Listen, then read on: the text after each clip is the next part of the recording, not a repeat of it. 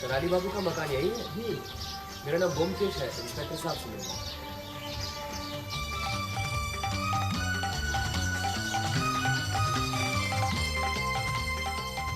सोच समझ के ठीक से जवाब देना। जरा भी झूठ बोले ना तो सीधा हथकड़ी पहना दूंगा, समझे? जी हुजूर।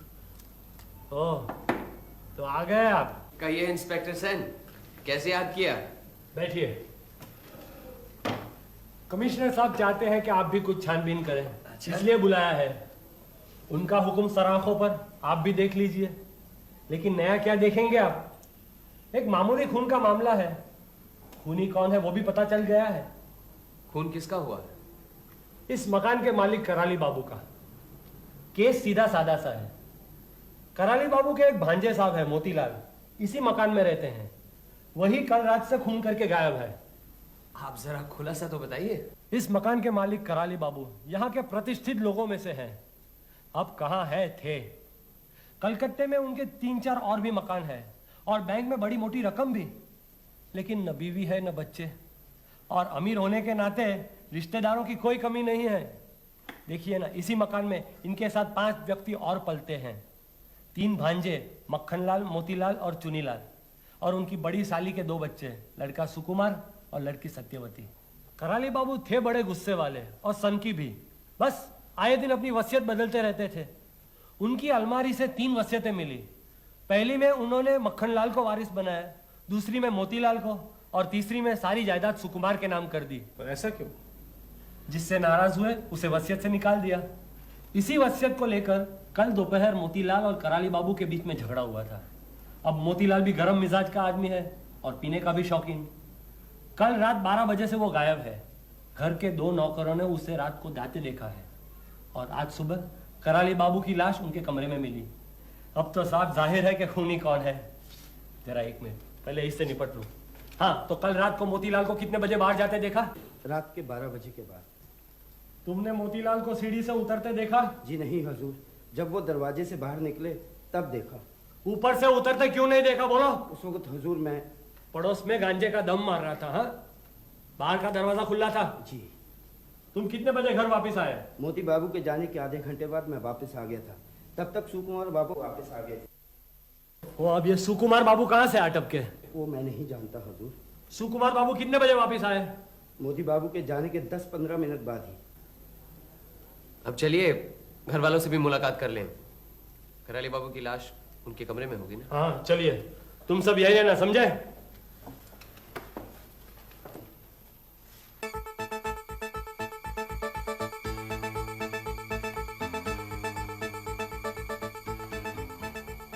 ये कमरा किसका है? मोतीलाल का है, जिसने खून किया है।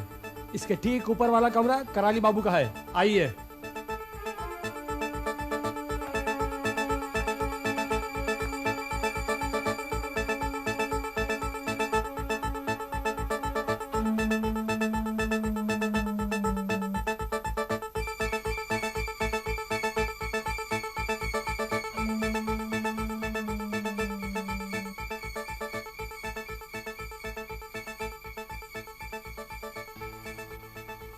आधी चाय प्लेट में छलकी और आधी कप में है।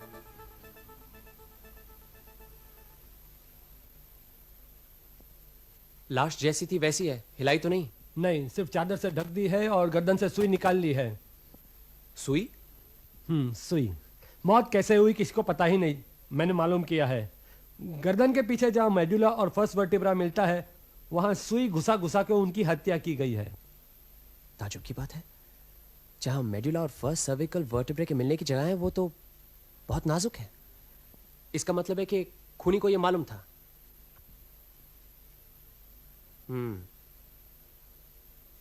मोतीलाल के खिलाफ गिरफ्तारी का वारंट निकलवा दिया? हाँ, दोपहर तक पकड़ा जाएगा। जाएगा कहाँ? क्या काम करता है वो? कुछ नहीं, अनपढ़ गवार, 3rd क्लास तक पढ़ा होगा। मामा का माल उड़ा रहा है और यहां वहां लोफरी करता फिरता है।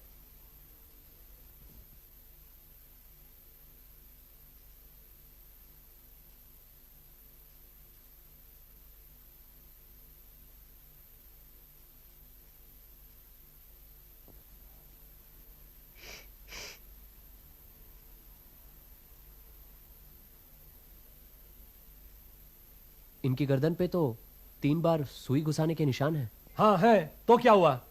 वो क्या है कि वो मेड्यूला और रीढ़ की हड्डी की मिलने की जगह न मिलने के कारण से कई बार सुई घुसाई होगी हत्या के लिए। आपने इनके नाक पे गौर किया? नाक पे? हाँ, नाक। काले स्पॉट्स नजर आ रहे हैं। हाँ, शायद उनको जुकाम हुआ होगा। वो कई बार नाक साफ करने के कारण से ऐसे स्पॉट्स लग जाते हैं नाक पे। आपको दाल में कुछ काला लगता है? दाल में नहीं, नाक पे। चलिए।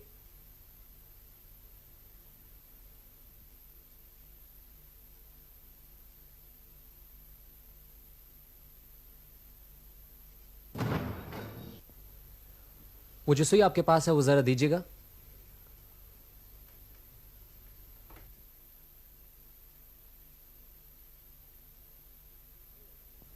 कमाल है। क्या हुआ? इसके साथ तो काले रेशम का धागा लगा हुआ है। इसमें कमाल की क्या बात है? सुई में धागा नहीं होगा तो मोटी रस्सी होगी। अब आप जल्दी कीजिए, मुझे थाने जाना है। सबसे बड़ा भांजा मोतीलाल है, उसके बाद मक्खनलाल जो नीचे रहता है, और उसके बाद चुनीलाल जो यहाँ ऊपर है। आइए उसे मिल लीजिए पहले। चुनीलाल, आप उनसे बातें करिए। वो एक सीधा साधा आदमी है, लंगड़ा, कहीं आता है न जाता है। तब तक मैं नीचे काम खत्म करके आता हूं।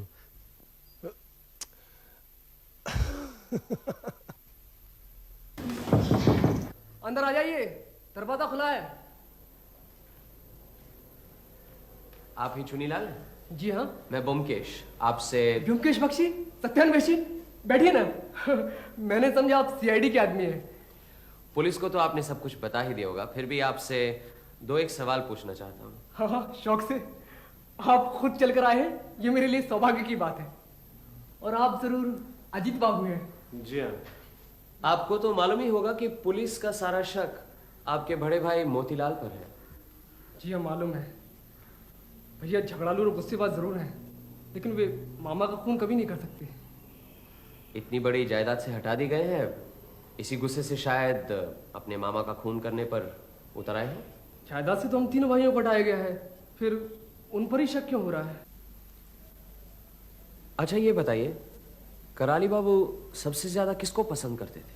हम 5 जन यहाँ रहते हैं, और मामा किसको कितना प्यार करते थे ठीक से कहा नहीं जा सकता। वैसे मामा बहुत कड़े स्वभाव के आदमी थे। उनके मन में क्या है किसी को भी पता नहीं चलता था।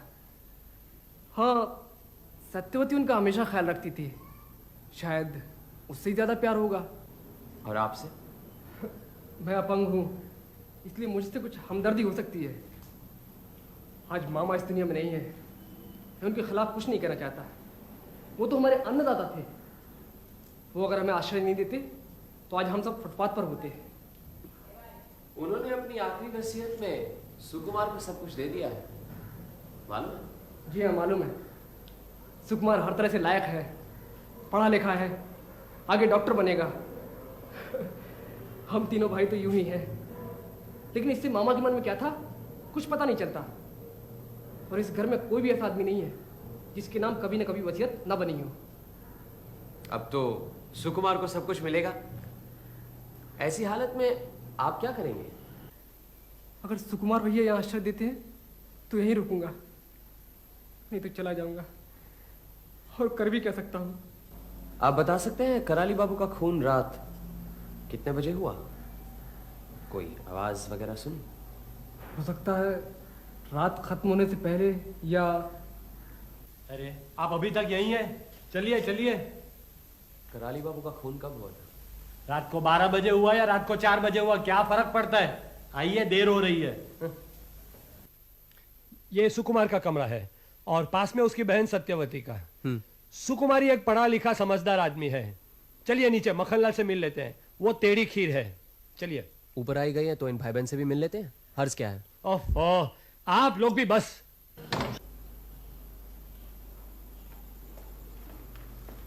सुकुमार, व्योमकेश बाबू तुमसे मिलना चाहते हैं। नमस्ते। नमस्ते। वो जो भी सवाल करे ठीक सोच समझ के जवाब देना, समझे?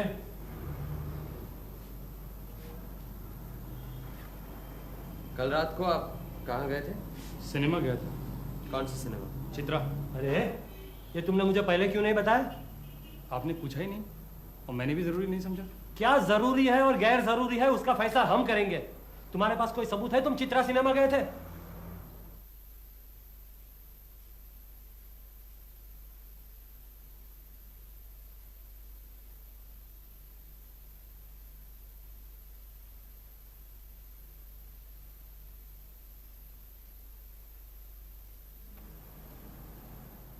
आपकी आखिरी मुलाकात कराली बाबू से कब हुई थी?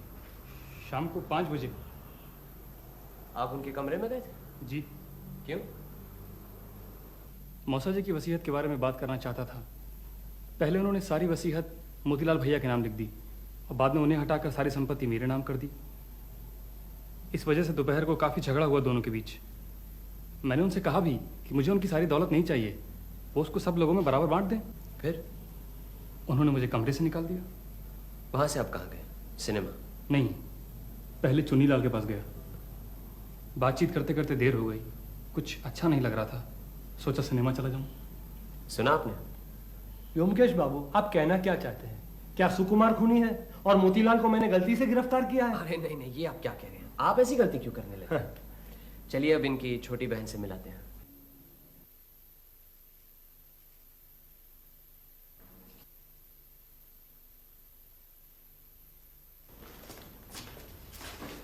आपको तकलीफ देने आए हैं। पुलिस की थोड़ी बहुत ज्यादती का आप बुरा मत मानिएगा। पुलिस को बदनाम करने की कोई जरूरत नहीं है, आप पुलिस नहीं है। ज्यादा नहीं, 2-1 सवाल है। आइए बैठिए। आप क्या जानना चाहते हैं पूछिए, मैं यही से जवाब दूंगी।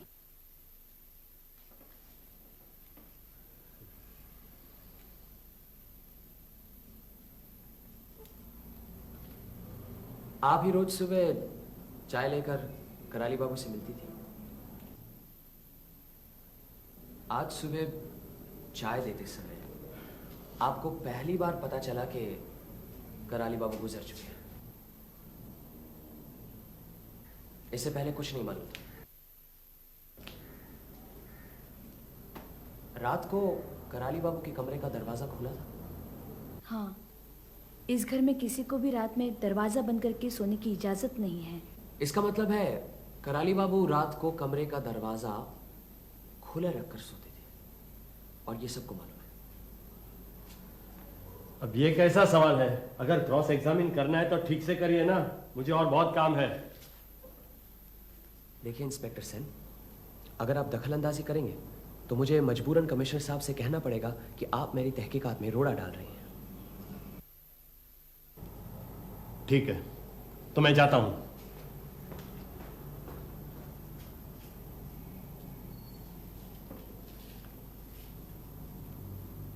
आप कराली बाबू की मौत की खबर सुबह से पहले नहीं जानती थी।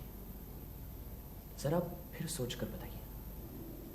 सोचकर ही बता रही हूँ, नहीं जानती। चाय जब देने गई तो तश्तरी में कैसे छलक गई? वो जब देखा वो गुजर गए हैं तो घबराहट में चाय तश्तरी में गिर गई होगी। पर जब गुजर गए हैं पता चला तो चाय वहां क्यों रखाई? घबराहट में कुछ समझ में नहीं आया, क्या करूं। कल से मेरी तबीयत भी ठीक नहीं है।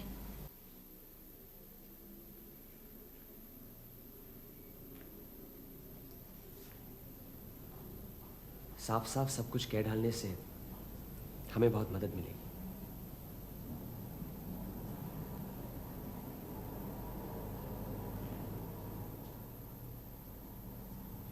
आप सब कुछ नहीं बताएंगे? और मुझे कुछ नहीं मालूम।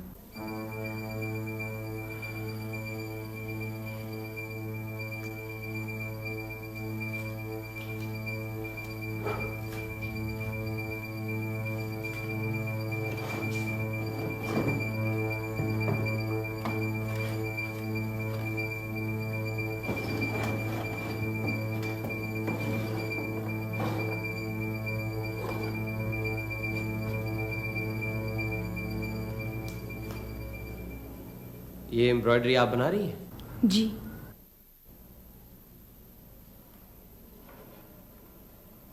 ये लाल नीले पीले काले धागे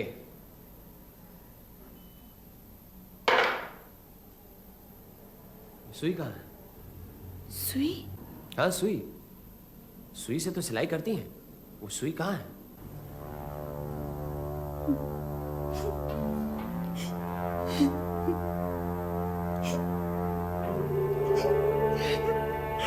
भैया। सत्या, सत्या, अच्छा नहीं किया आपने। मुझे सब कुछ बता सकती थी। मैं पुलिस थोड़ी हूं, ये तो आपको मालूम है। बताने से शायद आपको भी फायदा होता। चलो अजीत।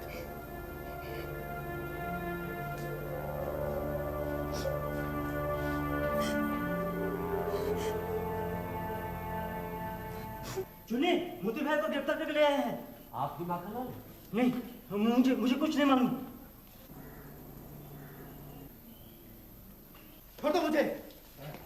मैंने मामा को कोई खून नहीं किया, भगवान की सौगंध। मैं रात भर अनारो के कमरे में शराब पी रहा था। अनारो गवाह है। ये रहे मोतीलाल, इन्हीं के नाम वारंट था। अगर आपको कुछ पूछना है तो पूछ लीजिए। कहाँ गिरफ्तार किया है? हाट काटा गली के गड्ढे में। छोड़ो। चुप। अजीब आदमी है आप लोग। मैं तो अनारो के कमरे में रात भर सो रहा था। मालूम, लेकिन सुबह तो वापस आ जाते हैं। आज क्यों नहीं आए? रात भर मैंने इतनी पी रखी थी, पूरी एक बोतल पी रखी थी। फिर सुबह कैसे आता? नींद ही नहीं खुली। ले जाओ इसे, डाल दो लॉकअप में। आप लोग मुझे पकड़ने बहुत बड़ी गलती कर रहे हैं। मैं आपके खिलाफ कार्रवाई करूंगा। मुझे कानून मालूम है। छोड़ो मुझे। अच्छा, लाश लेकर क्या पता चला?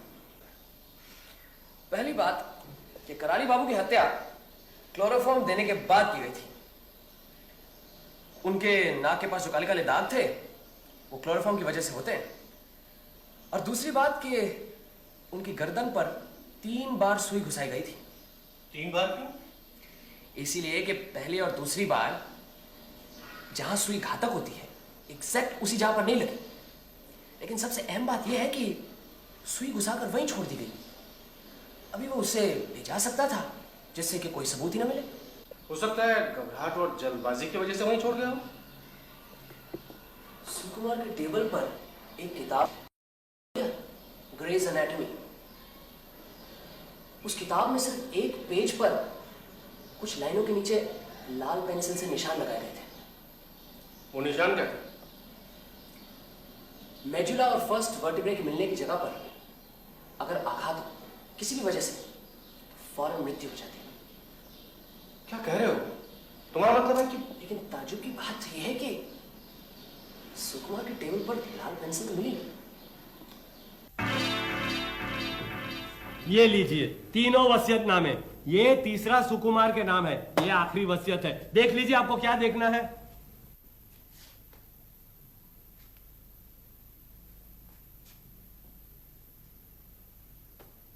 देखा? चलिए जरा सुकुमार के कमरे की तलाशी ले ली जाए। अब तलाशी लेना जरूरी है। जी। क्या ढूंढेंगे आप वहां? क्या मालूम, कुछ भी मिल सकता है। कुछ नहीं भी मिल सकता है। क्यों नहीं? व्योमकेश बाबू, आपको मोतीलाल से कोई हमदर्दी है क्या? आइए। आपको जो भी तलाशी लेनी है ले लीजिए, मैं यहां बैठता हूं।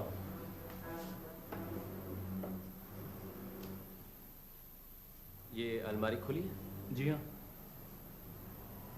और उन बक्सों की चाबी वो सामने बुककेस पर है। आप जाइए जरा नीचे बैठिए जब तक हम न बुलाएं। जी। आइए, इस अलमारी की पूरी तलाशी लीजिए अजीत।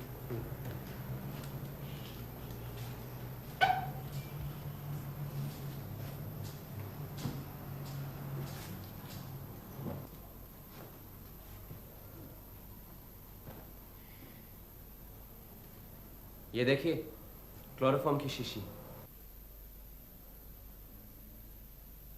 आपको शायद नहीं मालूम कि कराली बाबू को पहले क्लोरोफॉर्म देकर बेहोश किया गया था। क्लोरोफॉर्म इसलिए दिया गया था ताकि वो सुई चुभाते वक्त चीखे नहीं। अब ये बक्से देखने हैं, इन्हें पहले अलग अलग कीजिए।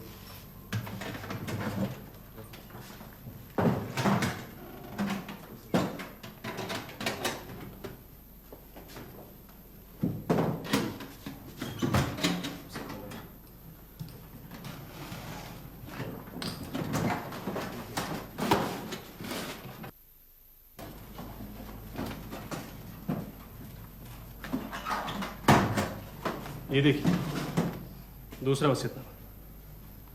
तारीख क्या है देखना। परसों की, जिस दिन कराली बाबू की हत्या हुई। और ये वसीयतनामा चुनीलाल के नाम पर है।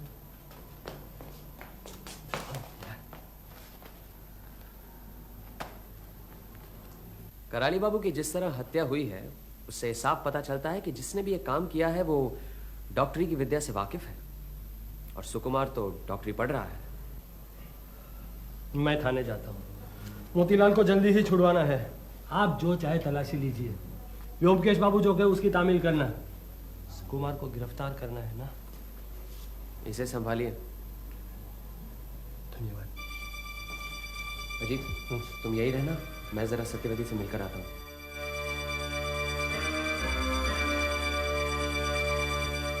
आप मेरे भैया को बचा लीजिए। देखिए, और हमें कुछ नहीं चाहिए, हम जिंदगी भर आपका एहसान नहीं भूलेंगे। देखिए, आप धीरज रखिए। अगर आपके भैया सचमुच निर्दोष हैं तो उन्हें कुछ नहीं होगा। मैं उन्हें बचाने की पूरी कोशिश करूंगा, लेकिन मेरे भैया ऐसा काम कभी नहीं कर सकते। वो तो कभी एक मक्खी भी नहीं मार सकते। मैं आपके पैर पड़ती। ये क्या कर रही है? कहिए आप मेरे भैया को छोड़ देंगे? बैठिए, अब बैठिए यहां पर। आप गलती कर रही हैं। सुकुमार को छोड़ने का जिम्मा पुलिस का है, मेरा नहीं। मैं कोशिश कर सकता हूं, लेकिन कोशिश करने के लिए मुझे सब कुछ जानना जरूरी है। अगर आप कुछ छुपाएंगी तो मैं आपकी मदद कैसे करूंगा? मैंने तो कुछ भी नहीं छुपाया। छुपाया है। आपको उसी रात कराली बाबू की हत्या के बारे में सब कुछ पता चल गया था, लेकिन आपने बताया नहीं।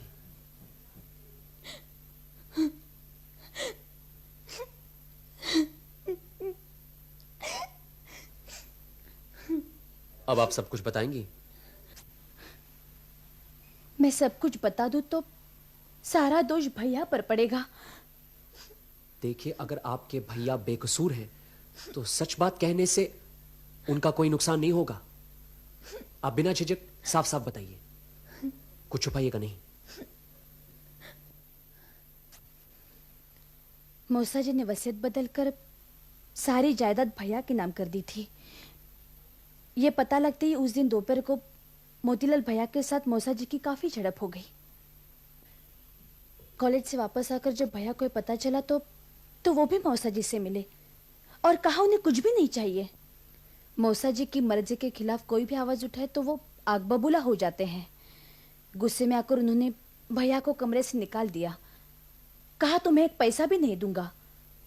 भैया चुपचाप चले आए और चुन्नीलाल के कमरे में चले गए। चुन्नीलाल स्कूल कॉलेज नहीं गए तो क्या हुआ, पढ़ाई लिखाई में उन्हें काफी दिलचस्पी है। उनके कमरे में अलमारी भरी किताबें हैं। भैया से इसलिए उनकी अच्छी बनती है। मौसा जी का ये व्यवहार उन्हें कुछ अच्छा नहीं लग रहा था। रात को करीबन 8 बजे वो मेरे कमरे में आए। सत्या, मैं सिनेमा देखने जा रहा हूँ, आते आते 12 बज जाएंगे। बाहर का दरवाजा खुला रखना। तब तक दरवाजा खुला ही रहता है। नौकर चाकर पड़ोस में अपने लोगों के साथ आधी रात तक गपशप करते रहते हैं। अच्छा, अब खाना तो दे दो। हाँ। रात के खाने के बाद करीबन 10:30 बजे मैं सो गई। नींद में ही थी, यकायक मेरी आंखें खुल गईं। ऐसा लगा भैया के कमरे में कोई भारी बक्सा उठाकर रख रहा है। मैंने सोचा भैया वापस आ गए। फिर सोने की कोशिश की, लेकिन नींद नहीं आई। ऐसा लगा कोई दबे पांव गैलरी से जा रहा है। सोचा भैया तो सो गए, फिर कौन इस तरह दबे पांव गैलरी से जा रहा है।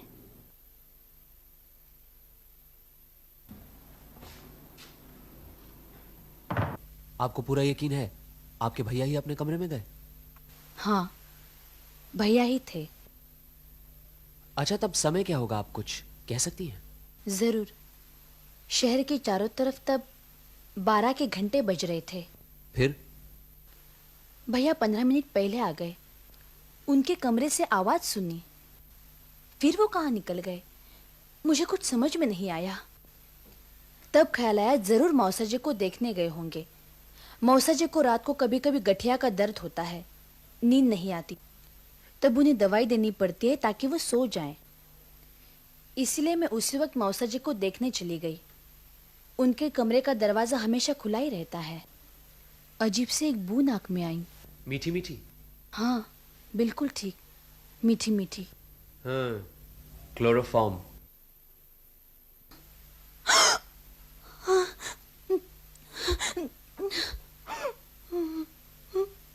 फिर सुबह किसी तरह से, जैसे मुझे कुछ मालूम ही नहीं, चाय लेकर मौसा जी के कमरे में चली गई। आप सचमुच बहादुर लड़की हैं। और कोई होती तो चीख पुकार, बेहोशी, हाय तौबा, न जाने क्या कुछ करती। लेकिन आपने सिर्फ भैया के लिए। अच्छा, मैं चलता हूं। आपने कुछ बताया नहीं? बताने लायक अभी कुछ नहीं है। इतना जरूर कहूंगा कि अगर आप ये सब पहले बता देती तो बहुत अच्छा था। मैंने जो बताया उसे भैया को तो कुछ नहीं होगा ना? ब्योमकेश बाबू, भैया के अलावा इस दुनिया में मेरा कोई नहीं है। आप चुप हो जाइए। ऐसे घबराएंगे तो कैसे काम चलेगा? मैं जाता हूं। जो कुछ होगा अच्छा ही होगा।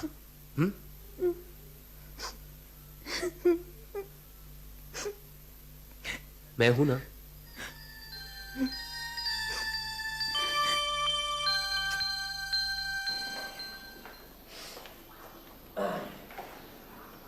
पता नहीं क्यों, लेकिन मुझे लगता है खून सुकुमार ने नहीं किया। अच्छा अजीत, सत्यवती देखने में वैसे कुछ खास सुंदरी तो नहीं है, तुम्हें क्या लगता है? ये क्यों पूछ रहे हो? नहीं, यूं ही जरा लोग उसे दुबली कहेंगे, बदसूरत तो नहीं। सुकुमार को पकड़ कर ले गए। तुम्हें क्या लगता है कराली बाबू का खून सुकुमार नहीं किया? चलो आज 9:30 के शो सिनेमा दिखाते हैं। चित्रा में अच्छी पिक्चर लगी। अरे ये तो मैच होके गया। चित्रा में सिनेमा देखने के बाद पैदल कराली बाबू के यहाँ होएंगे। देखते कितना वक्त लगता है। क्यों?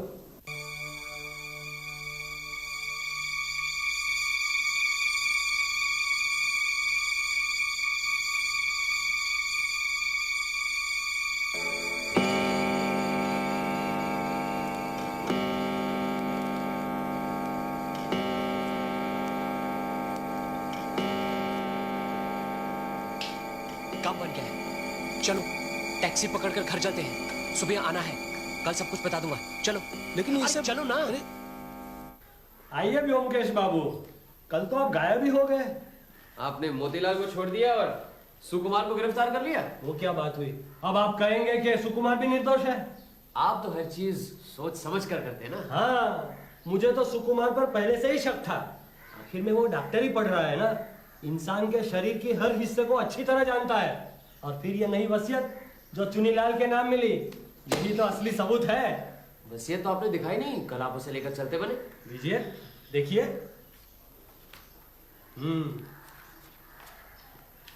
देखिए। ये क्या? क्या हुआ? ये देखिए। क्या? मुझे तो कुछ भी दिखाई नहीं। नजर नहीं आ रहा ना? नहीं। यहाँ देखिए, गवाह के दस्तखत नहीं है। गवाह?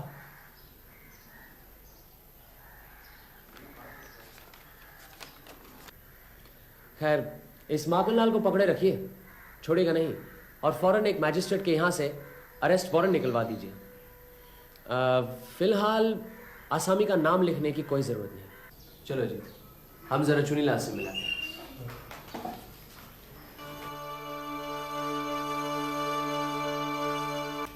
आपको जानकर खुशी होगी, कराली बाबू के खूनी का पता चल गया है। जी मालूम है, सुकुमार भैया को गिरफ्तार कर लिया है, लेकिन यकीन नहीं होता है। उनके कमरे से एक और वसीयत भी बरामद हुई, वो आपके नाम। जी वो भी मालूम है। तब से मन खट्टा हो गया है कि रुपयों की वजह से मामा बेमौत मारे गए हैं। वे सारी संपत्ति मेरे नाम लिख गए हैं, लेकिन फिर भी यकीन मानिए मुझे रत्ती भर भी खुशी नहीं हुई है। फिजियोलॉजी ये सुकुमार की किताब है? जी, सुकुमार भैया कभी कभी मुझे अपनी डॉक्टरी की किताब पढ़ने देते थे। अब देखिए ना, सुकुमार को ही मैं अपना सबसे नजदीक का साथी समझता था, अपने भाइयों से भी ज्यादा। लेकिन मैं देखता हूं कि आपको तरह तरह की किताबों में दिलचस्पी है। जरूरी जगहों पर बकायदा निशान लगाए हुए हैं। जी हाँ, पढ़ाई के अलावा मेरे लिए और कुछ है ही क्या। बस कोई साथी नहीं है। सुकुमार भैया भी रोज शाम को आते थे और गपशप करते, उन्हीं से मैं पढ़ाई लिखाई और सुख दुख की बातें करता था। अच्छा, तो क्या सचमुच सुकुमार भैया ने हत्या की है? कातिल के खिलाफ जो सबूत मिले हैं उनमें शक की कोई गुंजाइश नहीं है। आपको सब समझाता हूं, बैठिए। देखिए, हत्या दो तरह की होती है। एक हत्या होती है गुस्से में, जिसे हम कहते हैं क्राइम ऑफ पैशन, और एक हत्या होती है ठंडे दिमाग से। जो गर्मी खाकर हत्या करते हैं उन्हें पकड़ना बहुत आसान है, अक्सर वो खुद ही पकड़ में आ जाते हैं। लेकिन जो सोच समझकर अपने आप को शक और सबूतों के दायरे से बचाकर हत्या करते हैं, उन्हें पकड़ना बहुत मुश्किल होता है। तब शक कई लोगों पर पड़ता है। ऐसी सूरत में हत्या करने के तरीके से ज्यादा हम हत्यारे को समझने की कोशिश करते हैं। कराली बाबू के खून से पता चलता है कि खूनी बहुत ही चालाक, लेकिन साथ साथ में बेवकूफ भी है। उसने बड़ी समझदारी से हत्या की, लेकिन बेवकूफी के साथ सबूत घर में छोड़ दिए। अब आप ही बताइए, सत्यवती की सुई से हत्या करने की क्या जरूरत थी? क्या बाजार में सुई नहीं मिलती? फिर वसीयत को छुपा कर रखने की क्या जरूरत थी? अगर वो फाड़ देते तो उससे काम खत्म हो जाता। इससे क्या पता चलता? क्या पता चलता है? इससे यह पता चलता है कि समझदार आदमी भी कई बार गलती कर बैठता है, और इस मामले में हत्यारा भी छोटी छोटी गलतियां कर बैठा, जिससे वो पकड़ा गया। कैसी गलतियां? बताता हूं, जरा अपनी डायरी तो देना। मैं इस मकान का नक्शा बनाता हूं। आपके पास पेंसिल होगी कोई? जरा दीजिए।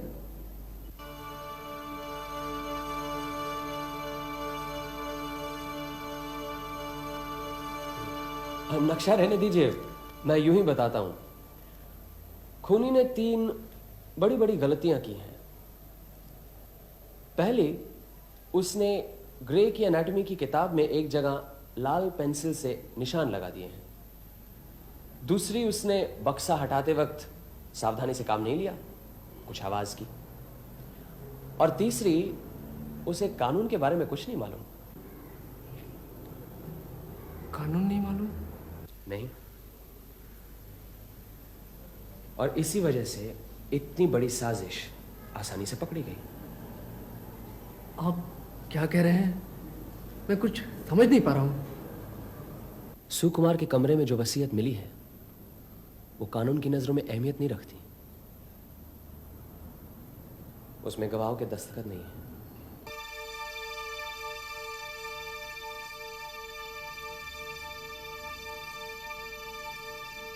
कुछ कहना चाहते हैं चुनीलाल बाबू?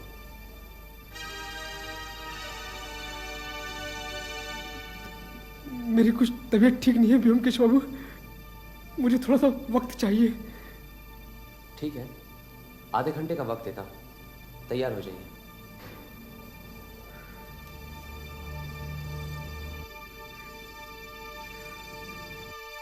क्लोरोफॉर्म कहां से मंगाया? माखनलाल से। आप आधे घंटे बाद आइए। माखनलाल जी चुनीलाल को आपने क्लोरोफॉर्म कब लाकर दिया? जी, मुझे कुछ मालूम नहीं। सच सच बताइए, वरना ये वारंट आप ही के नाम लिखा जाएगा। दुआई हुजूर, मुझे कुछ मालूम नहीं। चुनीलाल ने मुझसे कहा उसे रात में नींद नहीं आती, 1 बूंद क्लोरोफॉर्म लेने से नींद अच्छी आएगी, इसीलिए। समझा। इंस्पेक्टर सेन, इन्हें जाने दीजिए। चलिए, भागिए। वारंट आ गया? अभी नहीं, लेकिन ये वारंट है किसके लिए? उसी के लिए जिसने कराली बाबू का खून किया है। देखिए व्योमकेश बख्शी, ये मजाक का वक्त नहीं है। कमिश्नर साहब आपको चाहते हैं, इसलिए मैं आपको बर्दाश्त कर रहा हूं, लेकिन मेरा कोई मजाक उड़ाए ये मुझे बिल्कुल पसंद नहीं। ये मजाक बिल्कुल नहीं है, मैं ठीक कह रहा हूं। चुनीलाल ने कराली बाबू का खून किया है, ये वारंट उसी के लिए है। आप भी व्योमकेश बाबू। आप चलिए मेरे साथ, वो अभी अपना जुर्म कबूल करेगा, वरना अदालत में ये जुर्म साबित करना मुश्किल था। उसने आधे घंटे की मोहलत मांगी है, आधा घंटा हो गया है। चलिए।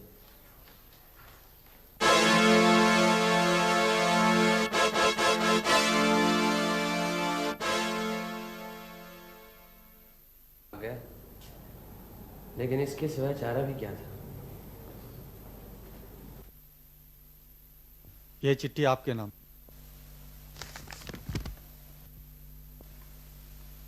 ओमकेश बाबू, चलता हूं। जब धन ही नहीं मिला फिर जिंदा रहकर क्या फायदा। मामा की मैंने हत्या की है, उसके लिए मुझे गम नहीं, लेकिन सुकुमार को दोषी ठहराना और उसे फांसी पर लटकाना मेरे लिए जरूरी हो गया था। उसका मुझे अफसोस है। आज कहने में मुझे कोई संकोच नहीं। मैं हमेशा सत्यवती को चाहता था और इस सारे षड्यंत्र में उसे पाने की इच्छा भी कहीं बहुत प्रबल थी।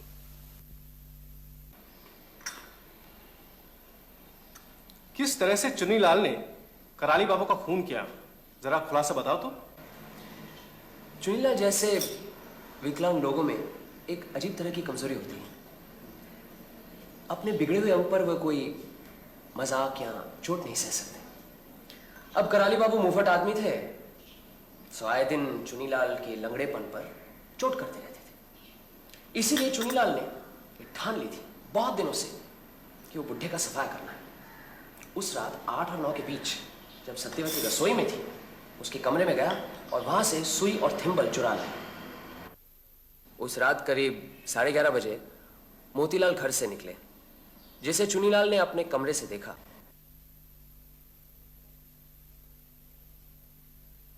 मोतीलाल के जाते ही वो कराली बाबू के कमरे में गया। जाकर देखा कराली बाबू सो रहे थे। यही मौका था। क्लोरोफॉर्म पहले से ही मंगवा लिया था। क्लोरोफॉर्म सुंघाकर कराली बाबू को बेहोश कर दिया।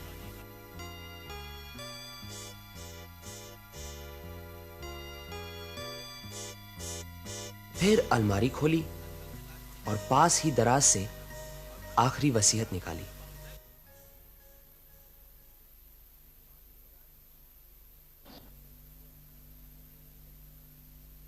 पढ़कर खुश हुआ। वसीयत उसी के नाम थी। वसीयत को अपने पास ही रखा और फिर ठान ली कि जो सोचा था उसे करने का वक्त आ गया है। बुड्ढे को फिर वसीयत बदलने का मौका नहीं मिलना चाहिए।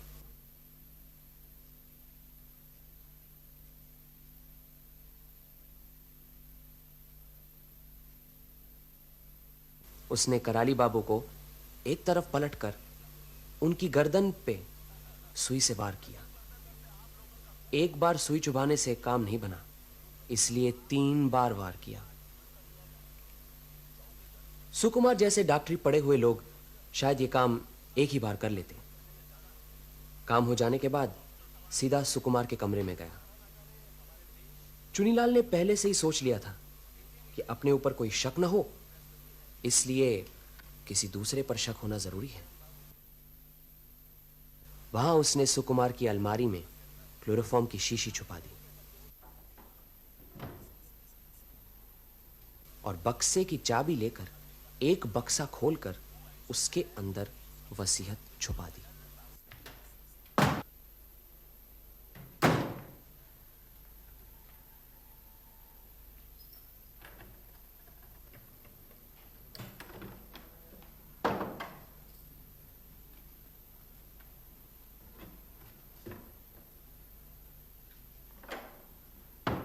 नई वसीयत पर गवाहों के दस्तखत क्यों नहीं थे?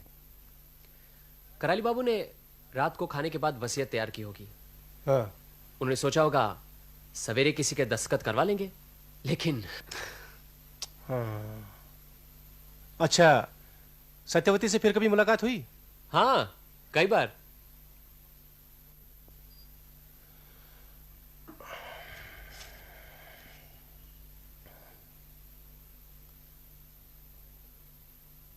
अरे वाह, आज तो बहुत सज धज कर। सेंट भी लगाया? सत्य की खोज करना क्या कुछ मामूली काम है?